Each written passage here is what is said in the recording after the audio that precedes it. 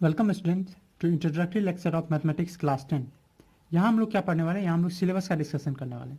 Syllabus के discussion में क्या होने वाला है, तो यहाँ पे बात करने वाला है कि पूरे क्लास 10th में पूरे होल ईयर आप क्या पढ़ने वाले हैं, पूरे कंप्लीट ईयर में आपको मैथ में आखिर पढ़ना क्या है।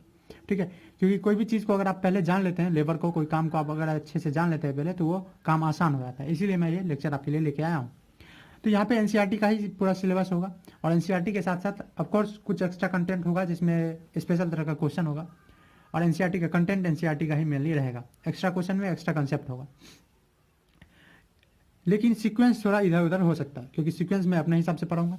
तो देखिए, पहले बिना टाइम वेस्ट किए शुरू करते हैं क्या क्या हम लोग का पढ़ने वाला है। देखिए, अगर आप 9th क्लास पढ़ के हैं तो आप निश्चिंत रहिए, आपको कुछ नहीं पढ़ना, आपको सिर्फ 2 नए चैप्टर मिलेंगे, 2 नए कंसेप्ट मिलेंगे, नहीं तो आप सब कुछ पढ़े ही हुए हैं 9th क्लास में। पहला चीज़ जो है वो है रियल नंबर। ये आप जो नंबर सिस्टम पढ़े थे उसी का भाई है, बोले उसी का कॉपी है, सिबलिंग है, सेम है रियल नंबर। ठीक है, उसी का जुड़वा बोल सकते हैं। सब कुछ वही है, रेशनल इरेशनल नंबर। ठीक है, टर्मिनेटिंग नॉन टर्मिनेटिंग वही कंसेप्ट है। कंसेप्ट अलग कहाँ हो जाता है, तो एक है, ठीक है, ये तो है ही टर्मिनेटिंग और नॉन टर्मिनेटिंग डेसिमल, यानी डेसिमल एक्सपेंशन देखना है। और उसके साथ साथ क्या देखना है आपको, उसके साथ साथ 2 नए चीज़ देखने हैं, और वो नया नहीं है, रियल में आप वो 6 में पढ़ चुके हैं। पहला चीज़ है डिवीजन लेमा। ठीक है, यूक्लिड के द्वारा दिया हुआ है, यूक्लिड का नाम आप सुने होंगे, 9th क्लास में एक ज्योमेट्री पढ़े, उन्हीं के द्वारा दिया हुआ है डिवीजन लेमा। अब इसको आप बहुत भारी नहीं लीजिएगा, बहुत हैवी नहीं लीजिएगा। ठीक है, लेमा मतलब होता है कि कोई चीज़, कोई ऐसा तथ्य स्टेटमेंट जो पहले ही प्रूफ हो गया हो और उसको दूसरे चीज़ को प्रूफ करने के लिए यूज होता हो। जैसे आपके सिंपल मैं एक दे देता हूँ कि आपको पढ़े होंगे कि डिवाइजर जो होता है, डिवाइजर जिसे हम भाग करते हैं, आप अगर ए से बी में भाग दे रहे हैं और इसको क्यू आ रहा है आपका कोसेंट और आ रहा है रिमाइंडर, या इसको और सिंपल लीजिए, 3 से आप 19 को डिवाइड करें तो 3 6 जा 18 और 1, तो ये जो है ये क्या कहलाता है, ये कहलाता है डिवाइजर, ये कहलाता है डिवाइडेंट, ये कहलाता है कोसेंट और ये रिमाइंडर। तो वही चीज़ को ऐसे लिखे, यहाँ से वही चीज़ मैं यहाँ लिखा हूँ, तो वो लिखे कि B equal to A Q into R, यानी dividend equal to divisor into quotient और प्लस आर। और इसको आप बचपन से पढ़ते आ रहे हैं, यही चीज़ हम पढ़ेंगे डिवीजन लेमा में, इसलिए डरना नहीं। दूसरा जो है फंडामेंटल थ्योरम ऑफ अरिथमेटिक, और ये तो इतना आसान है कि आप 5th क्लास में पढ़े हुए हैं। ठीक है, ये आप पढ़े हुए हैं। कोई भी नंबर जो है प्राइम नंबर से बना होता है, और वही चीज़ ये कहता है, जैसे 8 है, 8 है, 8 किससे बना है, 2 इंटू 2 इंटू 2, यही चीज़ इसका कहना है। और इसे एलसीएम और एचसीएफ निकालना सीखेंगे, जो आप 5 6 में पढ़े हुए हैं, फंडामेंटल थ्योरम ऑफ अरिथमेटिक। ठीक है, तो ये भी बहुत ईजी है। तो आपको देखिए, फर्स्ट चैप्टर में तो कुछ पढ़ना नहीं है, आप जो पढ़े हुए हैं पिछले क्लास में वही चीज़ है। सेकंड चैप्टर, ठीक है, सेकंड चैप्टर क्या है, सेकंड चैप्टर आपका पोलिनोमियल है, और ये पोलिनोमियल में आप जो पढ़े थे अगेन वो सब वही है, फैक्टराइजेशन है, तो आप पढ़े ही हुए हैं वो फैक्टराइजेशन। आपको पोलिनोमियल और थर्ड यूनिट ये दोनों भाई भाई है, क्वाड्रेटिक इक्वेशन है।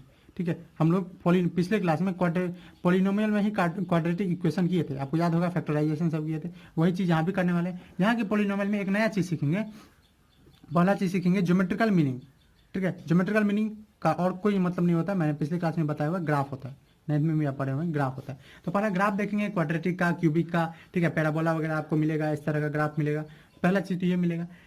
दूसरा चीज़ एक बहुत अच्छा जो मिलेगा वो यहाँ पे आपको नया वो मिलेगा, रिलेशन बिटवीन, आपको रिलेशन मिलेगा कॉफिशिएंट और जीरोज से। जीरोज तो आप पढ़े, जीरो या सॉल्यूशन या रूट बोलते हैं, ठीक है, उसी को relation between zeros and coefficient, zeros और कॉफिशिएंट किसी पॉलिनोमियल का।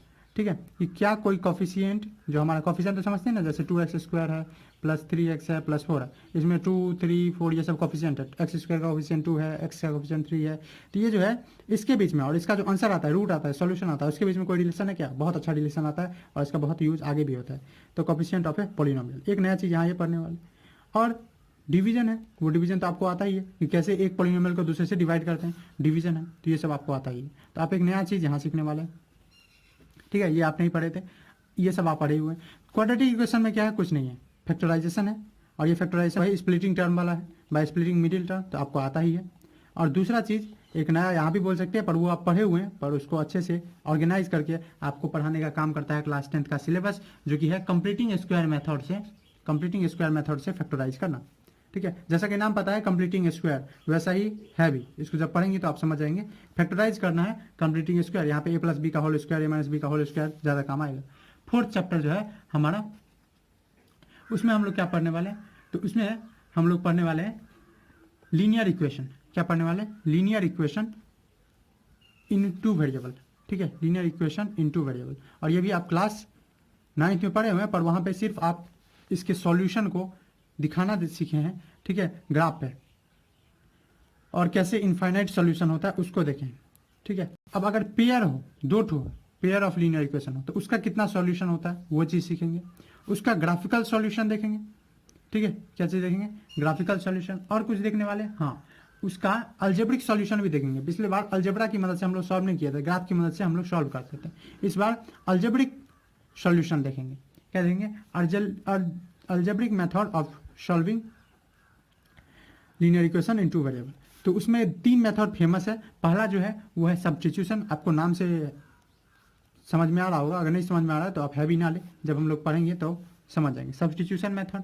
दूसरा है एलिमिनेशन मेथड, जैसे कि नाम से पता चला, सब्स्टिट्यूट किसी को हटा के किसी को रख देना है, एलिमिनेट किसी को खत्म कर देना है, हटा देना है, एलिमिनेट रिमूव कर देना है, ठीक है। और तीसरा एक जो है वो है क्रॉस मल्टीप्लिकेशन। ये इंपॉर्टेंट है और थोड़ा सा आपको दिक्कत हो भी सकता है पर आसान है, ठीक है।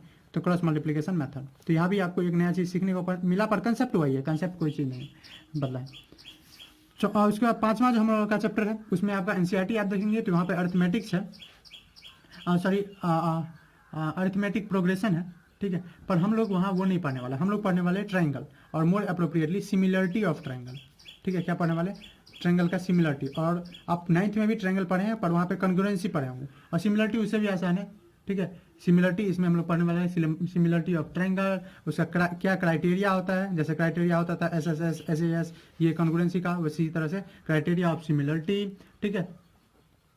उसके बाद देखेंगे कि क्या एरिया के बीच में कोई रिलेशन है, area relation between area of similar figure, relation देखेंगे between area of similar figure,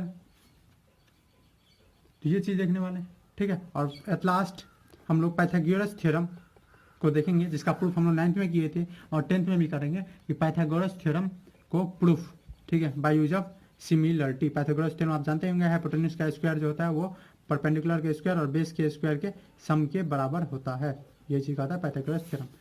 उसके बाद 6th चैप्टर में हम लोग क्या पढ़ने वाले, 6 में कोऑर्डिनेट ज्योमेट्री पढ़ने वाले। क्या पढ़ने वाला, कोऑर्डिनेट ज्योमेट्री। और ये कोऑर्डिनेट ज्योमेट्री आप जो पढ़े हुए हैं क्लास 9 में वही है, लेकिन इसके साथ साथ 1-2 और चीज़ आपको सीखने मिलेगा जो आप पाइथागोरस थ्योरम के ही यूज से सीखेंगे। पहला चीज़ है डिस्टेंस फार्मूला, मतलब अगर प्लेन में कोई 2 पॉइंट दिया रहे उसके बीच में डिस्टेंस कैसे निकाल सकते हैं, वो अलग अलग केस। उसके बाद एक सेक्शन फार्मूला, मान लीजिए कोई लाइन है और उस लाइन को कोई दूसरे एक पॉइंट आके काटता है, कोई लाइन को एक ही पॉइंट काट सकता है, तो ये पॉइंट जो काट रहा है तो इसके बीच में अगर हमको पता है कि ये 2:1 में रेशियो दिया हुआ है तो इस पॉइंट का लोकेशन निकालना, ठीक है। सेक्शन फार्मूला से क्या निकालते हैं, लोकेशन, किस चीज़ का, इंटरसेक्टिंग पॉइंट का, लोकेशन ऑफ इंटरसेक्टिंग पॉइंट। तो इसके बारे में हम लोग जानने वाले हैं, ठीक है, सेक्शन फार्मूला से। उसके बाद क्या जानने वाले, उसके बाद जाने वाले एरिया ऑफ ट्रायंगल, ठीक है। और ये by use of coordinate geometry, यहाँ पे आपको बहुत अच्छा फॉर्मूला आएगा, आपको सबको हैवी लगता होगा पर वो आसान हो जाएगा जब पढ़ेंगे तो। 7th जो होने वाला है उसमें हम लोग पढ़ने वाले हैं जो एक नया कंसेप्ट है आप लोगों के लिए, वो, और वो क्या है, वो है ट्रिगोनोमेट्री, ठीक है, ट्रिगोनोमेट्री, ठीक है। एपी मैंने हटा दिया जानबूझ के, अरिथमेटिक प्रोग्रेशन हटा दिया क्योंकि वो बहुत आसान है, कभी भी देख लिया जाएगा।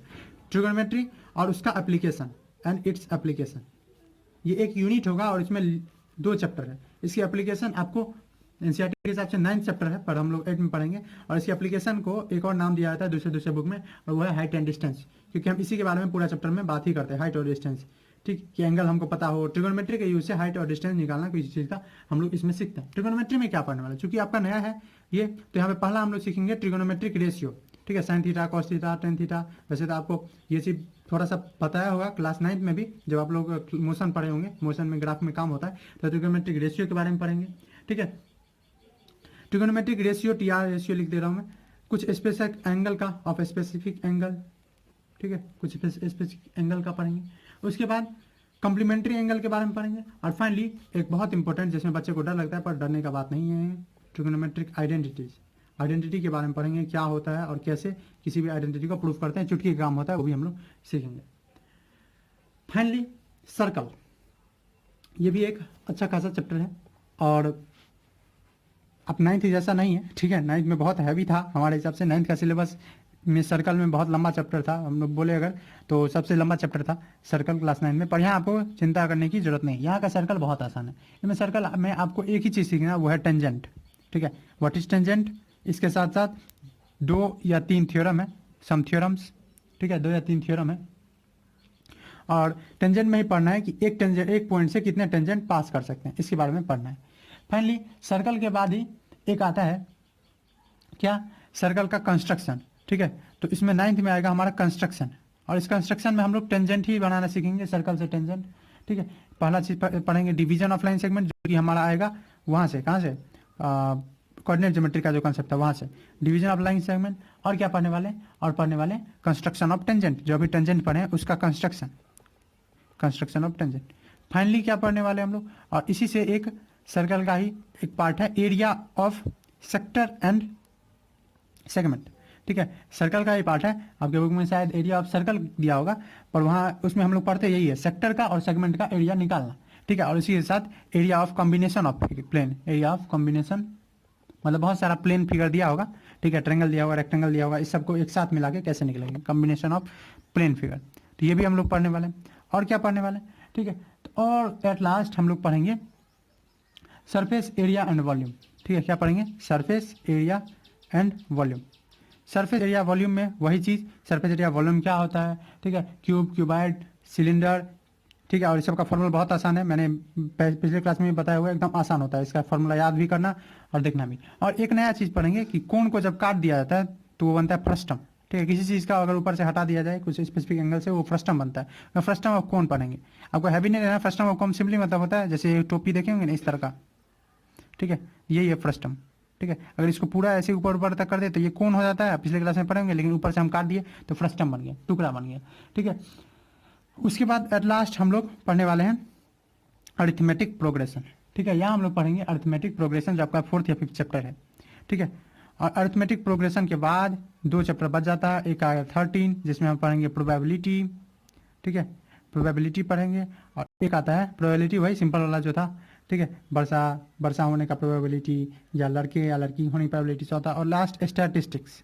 स्टैटिस्टिक्स में क्या पढ़ने वाले, वही मीन, मीडियन, मोड, और एक ग्राफ पढ़ेंगे। मीन पढ़ेंगे, मोड पढ़ेंगे, मीडियन पढ़ेंगे, और एटलीस्ट क्या पढ़ेंगे, ग्राफ। एक ग्राफ पढ़ेंगे, कुमुलेटिव फ्रीक्वेंसी CF जो होता है उसका एक ग्राफ पढ़ेंगे। तो यही चीज़ था, आपको क्लास 10th में यही पढ़ना है। मेरे हिसाब से कोई चीज़ को जान लेना, कोई चीज़ को पढ़ने से पहले या काम करने के हिसाब से काम को जान लेना चाहिए, सिलेबस को जान लेना चाहिए, वही मैंने आपको करवाया है। ठीक है, तो चलिए ऐसे ही पढ़ते रहिए, लेक्चर आता ही रहेगा।